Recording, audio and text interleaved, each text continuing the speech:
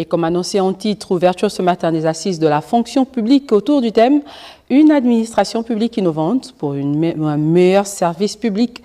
Et c'est le Premier ministre qui a donné le ton des travaux communication primature. 21 jours après s'être adressé aux responsables de l'administration publique, voici le début de l'une des phases exécutoires avec la tenue des assises visant une administration publique innovante ce 18 février 2025. Procédant à l'ouverture officielle des travaux, le Premier ministre chef du gouvernement de la transition, Raymond Sima, exhorte les uns et les autres à agir avec détermination et rigueur afin d'atteindre les résultats attendus. Ces assises ont été initiées pour identifier de manière objective des dysfonctionnements majeurs et surtout proposer des solutions concrètes pour bâtir une administration moderne et performante. L'objectif de ces rencontres est clair. Il s'agit de fixer le cap stratégique de notre administration en tenant compte des réalités nationales et des meilleures pratiques internationales.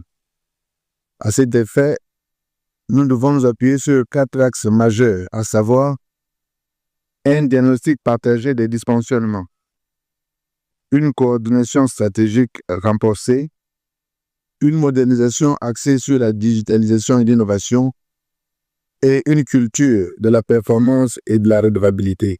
Pour le chef du gouvernement, les bonnes performances passent inéluctablement par la formation des ressources humaines et par la digitalisation de toute l'administration.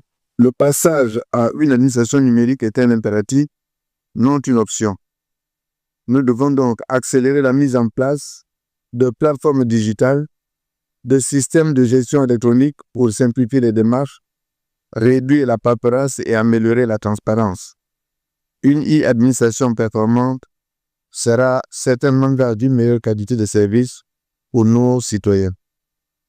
Dans cette optique, il est temps de mettre en place des indicateurs de performance mesurables pour chaque département ministériel. La gestion des ressources humaines doit être repensée en priorisant la maîtrise des effectifs, la répartition stratégique des compétences, la formation continue et l'évaluation des agents.